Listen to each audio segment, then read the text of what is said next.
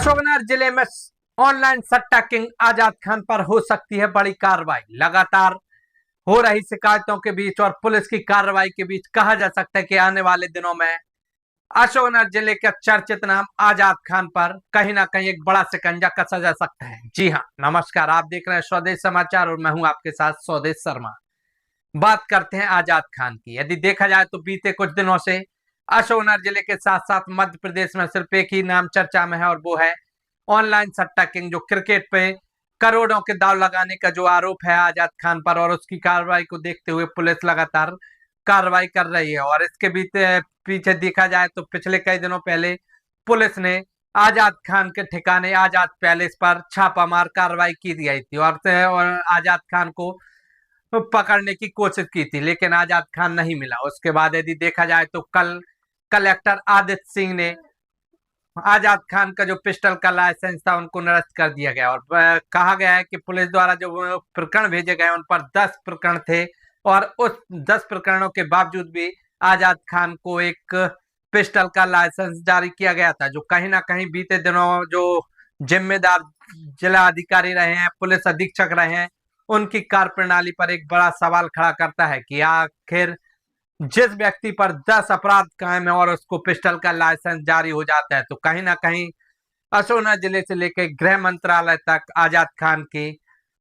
Setting या कहें कि अपने रुतबा देखा जा सकता है कि 10 प्रकरण होने के बावजूद भी आजाद खान को पिस्टल का लाइसेंस जारी हो जाता है। लेकिन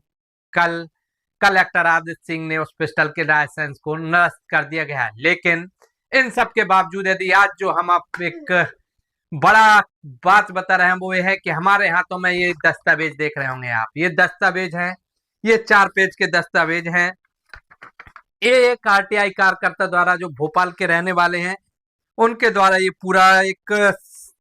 जो ऑनलाइन सट्टा का कारोबार है आजाद के द्वारा, उसकी न केवल ऑनलाइन सट्टे की शिकायत की गई है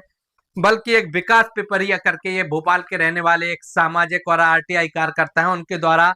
मुख्यमंत्री को 7 नवंबर को ये शिकायत दर्ज कराई गई है। और इस शिकायत हमारे हाथ में आप देख रहे होंगे, इसमें आजाद खान पर न केवल ऑनलाइन सट्टा का शिकायत की गई है बल्कि कहा गया है कि आजाद खान न केवल आजाद पैलेस में हिंदू लड़कियों का धर्मांतरण कराता है बल्कि इस पूरे शिकायत में सिमी और पीएफआई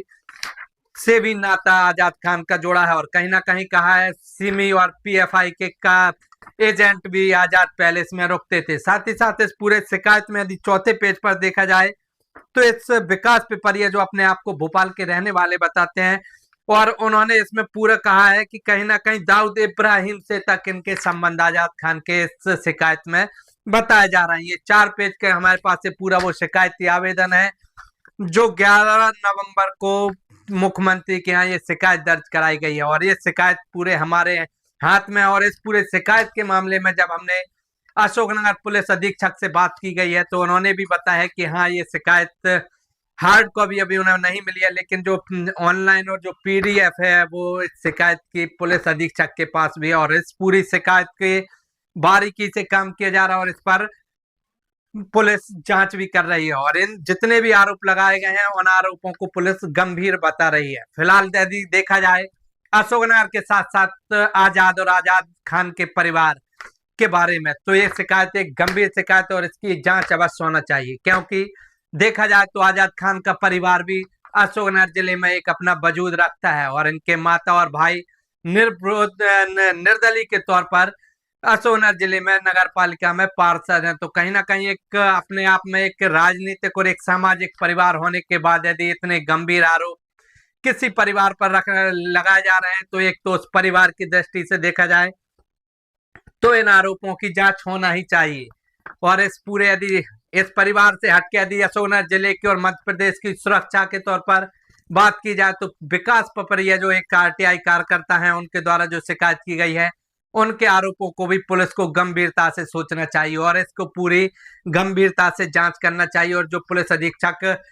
राजीव मिश्रा द्वारा कहा भी गया है कि जो भी आरोप इस शिकायत में बताए गए हैं उन पर गंभीर तौर पे जांच की जा रही है और आने वाले दिनों में जैसे ही हार्ड कॉपी के साथ वो सबूत विकास पिपरिया द्वारा जो शिकायत की गई है वो उन तक पहुंचेगी तो फिर पूरे सबूतों के आधार पर कार्रवाई और जांच की जाएगी। फिलहाल यदि देखा जाए तो शिकायती आवेदन में आजाद पैलेस में न केवल धर्मांतरण का आरोप लगाया है बल्कि सिमी और पीएफआई के एजेंटों को आजाद पैलेस में रुकने का, और साथ ही साथ यदि देखा जाए तो इस पूरी शिकायत में पूरा बही खाता के तौर पर आजाद खान का एक कहा जा सकता है इस शिकायती आवेदन में पूरा बही खाता दिया, और विकास पिपरिया जो शिवनगर भोपाल में पेशे से सामाजिक कार्य करते हैं, शिवनगर भोपाल में रहते हैं, उनका मोबाइल नंबर भी है शिकायत में पूरा, उनसे बात भी हुई है मेरी, तो उनने भी कहा है कि मेरे पास पर्याप्त सबूत है और उन सबूतों के आधार पर ही यह पूरी शिकायत की गई है। साथ ही साथ यदि देखा जाए तो इस पूरे मामले में आजाद खान पर दाऊद इब्राहिम पर न केवल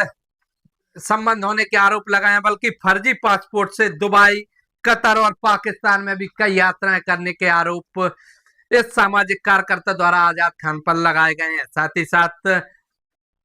कई गंभीर आरोप, और इसमें पूरे जो एक रैकेट कहें कि जो ऑनलाइन सट्टा क्रिकेट का एक रैकेट है, और वो रैकेट किस तरह टीम के साथ मध्य प्रदेश के साथ साथ उत्तर प्रदेश, कानपुर, ना मालूम कितने जगह का इसमें पूरा हवाला दिया गया। तो एक 4 पेज का एक जो शिकायती आवेदन है वो कहीं ना कहीं आने वाले दिनों में न केवल आजाद खान के लिए बल्कि उनके परिवार के लिए भी एक भूचाल लाने के लिए काफी है। फिलहाल यदि देखा जाए तो अशोकनगर जिले के साथ साथ यदि देखा जाए तो उस आजाद खान और उस एक परिवार जिसमें 2 निर्दलीय के तौर पर अशोकनगर नगर पालिका में उनके